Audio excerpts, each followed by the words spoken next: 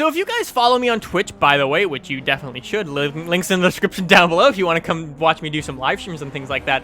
If you guys have come out to some of those live streams, you may have heard me talk about putting a video together like this, where I compare Forza Motorsport 6 with Forza Motorsport 5. So before I begin, I just want to let you guys know the way I captured these two videos were exactly the same. I used the brand new Elgato HD60 Pro, recorded at the best quality available, 60 frames per second, with extended colors and everything like that. I didn't, however, crop the videos or zoom them in any single way. I will talk about that in a little bit.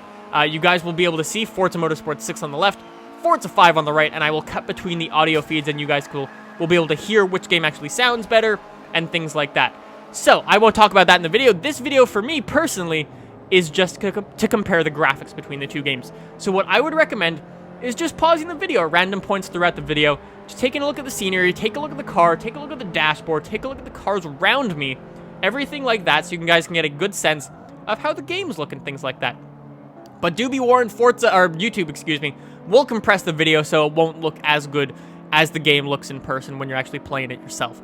So note that. Although I did record it with the brand new Elgato HD60, YouTube likes to compress the footage and make it smaller and things like that. It makes it look not as good. Anyways, so that was the Alps for you guys. You guys can take a look at that for yourself. Just pause the video, like I said. But here's where I noticed the biggest changes on Silverstone, and it's just crazy, the differences between the two maps. So Silverstone in Forza Motorsport 5 was a cloudy day. It's the one on the right, and it's just like a cloudy, sort of depressing day. In Forza 6, it is quite unrealistic for England. It's a nice sunny day, not a cloud in the sky, other than a few clouds. Yeah, this is where I actually noticed the biggest difference. In Forza Motorsport 6, Silverstone now has a rain version of the track available for you to race on. That means that I think Forza, or Turn 10, took the track in Silverstone and like made it so... Oh, before I touch upon that, field of view is now different in these two cars. I'm in an Eau Rouge Infinity, and the one on the left, Forza Motorsport 6, has a much further back field of view, which I quite like quite a lot. The one in Forza 5 is very zoomed in and things like that, which I'm not exactly a fan of.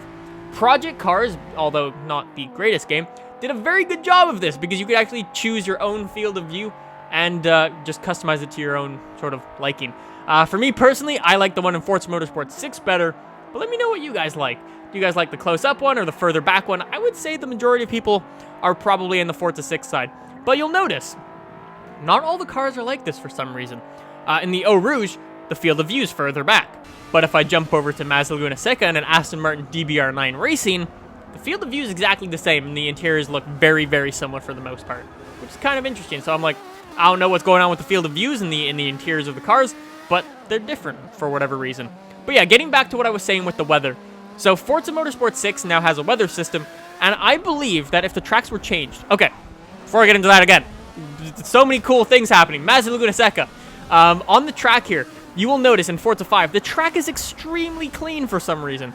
It's so clean. In Forza 6, you'll see all this sand everywhere. You even drive through a sandstorm, like at the end of this lap. There's just wind pushing all the sand off the side of the track and onto the race circuit. It's very cool and something that I enjoy quite a lot. It gives it like a really realistic feel, and it's just really nice, I think. Anyways, let's get back to what I was talking about with the weather. So, new to Forza Motorsport 6 is rain racing, and Silverstone is actually featuring that now.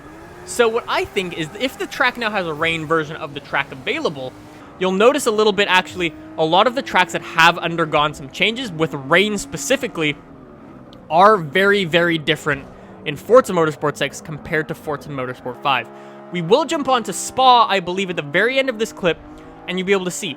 Spa doesn't have rain. Spa only has night in this game, and that means that it's actually not as different as you might have thought.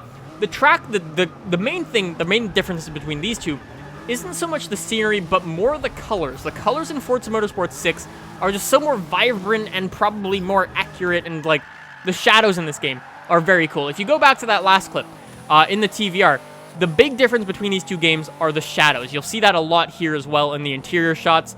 The shadows coming off the cars, bouncing off other objects and things like that is very, very good. And they look awesome, if you ask me. The shadows are a big improvement on the graphics. So yeah, those were just some of the changes that I noticed while playing the game and just going around watching some videos and things like that. But I would recommend pausing the video, take a look at some of these things. What did I miss? I probably missed quite a lot of stuff.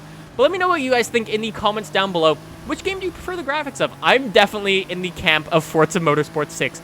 I think the improvements that they made are definitely some big improvements, and I do like the changes that they made. The colors look awesome, the tracks are great, and they're subtle enough to not be like, oh damn, this track's insanely different. But anyways, guys, let me know what you guys think in the comments down below, and I will see you guys in the next one.